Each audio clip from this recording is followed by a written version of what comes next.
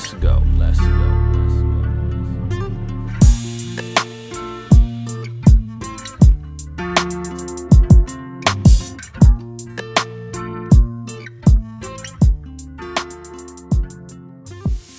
So this video is going to be not only the hunt, so stick around for that, but it's going to be how did I get from a land that hadn't been accessed at all for a number of years to being able to have a successful deer season. So this is not an all-encompassing video of everything you need to do to become an expert hunter. This is just get out there, enjoy the land, access it, put some meat in the freezer to provide for your family, and hey, maybe you'll end up having a successful season. Pick you up a nice little basket buck. We've got some bigger ones that we're going after for next year, but I think this was a good start. So stick around, we're gonna get into it, and we're gonna show y'all exactly what I did to get this done this year.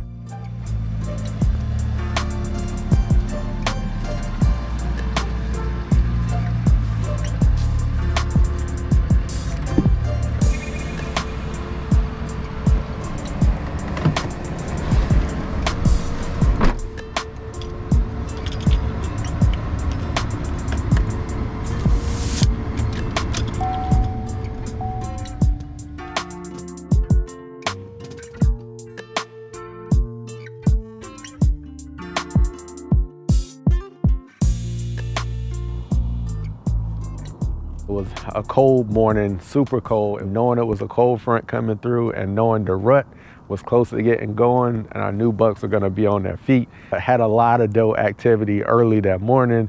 I had a little spike that came in, was on the corn pile, and then we had the buck that we actually shot came in and ran him off of the corn pile.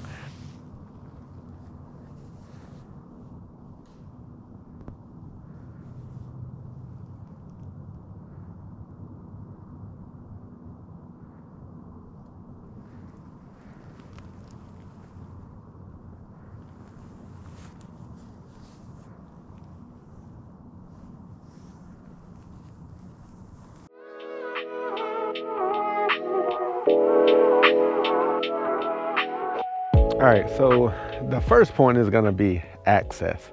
As you can see behind me, like I've cut this trail in. You have to be able to access the property to be able to get your corn in or your bait if you're allowed to in your state. Also to be able to get equipment in, be able to get your stands put up, and just so you can physically access the property to be able to scout and do whatever you need to do throughout the land. It's actually a old logging trail. Our property was logged about 30 something years ago. Actually, the year after I was born is when this was logged. So that time is coming up again to be done very soon. But you got to make sure that you be able to have access throughout the property, and finding old logging trails like this one is a very good thing to do. That means it doesn't have any large timber or large trees that you've got to cut down. It's just a lot of smaller underbrush that has grown up. So if you can find those logging trails, those are a good way for you to be able to get access so you can get into your property.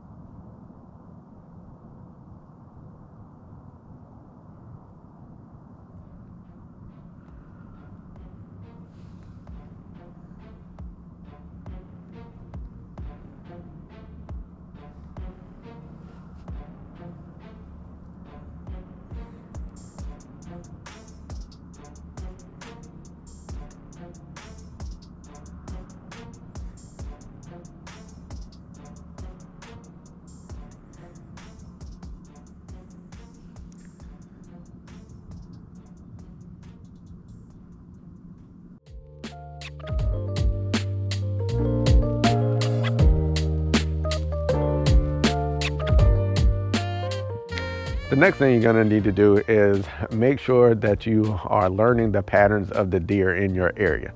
So the best way to do this is boots on the ground. I started this for this year, like way back earlier on in the year. The best time to do it is right now, actually. As I'm recording this, hunting season's over with. A lot of the sign is pretty recent from what I have experienced this year. And now is the best time to hit the woods. It's not full of leaves and everything else. You can see the sign very good. So now is really the best time for you to get out there, pull the family out, pull your parents out, pull the kids out, and put some boots on the ground. What you're going to be wanting to look for is a lot of those deer trails. They'll be clear. You want to find the ones that are heaviest used. And after that, you want to start looking for a lot of your buck sign. Of course, we like to get a nice buck here and there. So you're going to want to know where they are and what areas they're using along those trails. So start looking for scrapes on the ground. That's where they've actually scraped up the dirt. For the most part, you'll see a lot of the leaves and debris have been removed from those areas. I won't get into the details of all of why that happens and everything, but those are a good sign that you want to be looking for. The second thing is buck rubs. Bucks will rub their antlers on the trees, and a lot of times that is to remove the velvet off of them in early season. And then after that, that's when you'll start to use those buck rubs to show you where they are during the rut.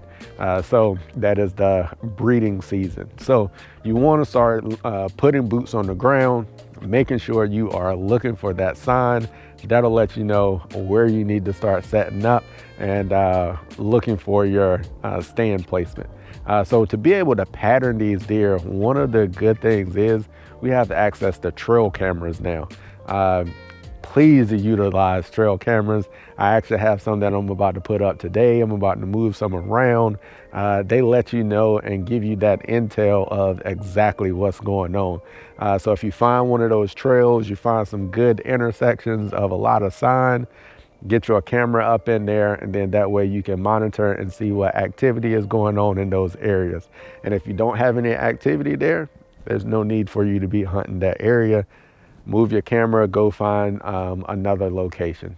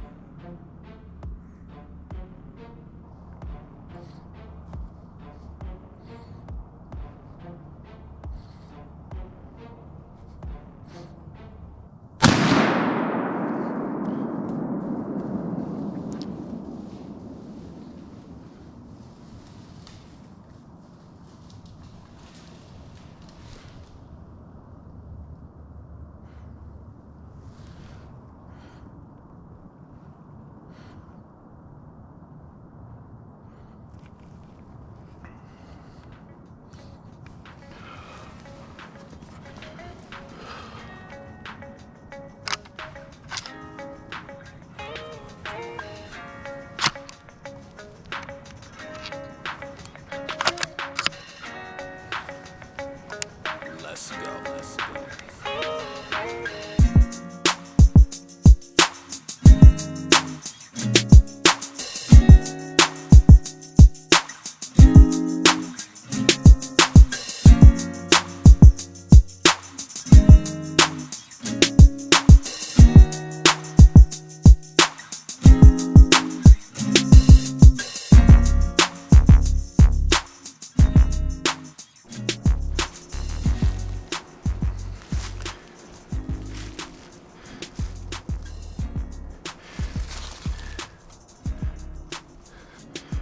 All right, people. We got blood.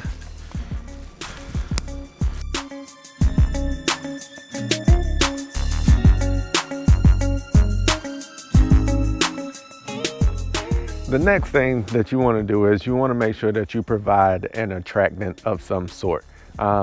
When you're just coming into an area, like you haven't really patterned the deer fully, even if you did some preseason scouting and everything, and really until you get in the woods and see how the deer are moving, it's pretty hard to pinpoint and figure out exactly where you need to be. So providing an attractant, as in green food cover in a heavily wooded area like you're seeing here is a very powerful attractant, and it provides nutrition for the deer and your deer herd. The other thing is, if you're allowed to do baiting in your state, you can look at being able to provide corn is a good one. There's another number of other supplements that you can use as an attractant. So those are some of the things that you can do and bring in. One of the things that I have learned from a number of hunting channels is using a licking branch and a mock scrape. So this is one of the things that I was very skeptical on. I've seen deer do scrapes and stuff on the ground, understood that that was something that they would do, but the hanging licking branches, some of them call them licking vines, I was like, this isn't gonna work. But I will say that is a natural attractant that just works, and it costs you nothing to do. So what I've got here in this on the edge of this plot and in other areas where I actually killed that buck is I've got a licking branch and a mock scrape, and they visit it very often. I get a lot of camera photos and videos from that because it actually works. So that's something that doesn't cost you a lot of money, doesn't cost you effort to do. Cut the vine down, hang it about your waist height or a little lower, and it'll be right there where you need it. Brush the debris back on the ground. You've now created that mock scrape. Put your camera near it, and you can take inventory of what you got in the area. All right, so we are standing in the exact spot that we shot that buck, and we're gonna get into that very last point. Have some patience and enjoy it. Enjoy being out here in the nature. I use this as a time to disconnect, even though that morning I couldn't fully disconnect because I knew I had a meeting that was gonna be coming up. But with that, most of the time I'm able to disconnect. I don't look at my phone other than the time. This is a thing that you can do to pull the family out also. I've connected with some old friends, some new friends, and also just my dad. My dad loves being outside. He's not a outdoorsman or likes to hunt very much, but he likes being able to get out here, enjoy nature, and also spending some time with each other, which is one of the things that we don't get a chance to do. Your level of success may vary, but make sure that you're enjoying it, having some patience, and everything will be good at that point. All right, y'all, we're gonna jump into lawn care from this point out. This is gonna conclude my off-season hunting content. I will be bringing some additional content to you next season when we get up and going. Because I've actually started prepping already. I started clearing some additional trails. I've done some additional scouting already. So I am getting ready for 2023 deer season already. So that content will be coming, but now it's on to the lawn care. So when it comes to lawn care, y'all know what, just know we work.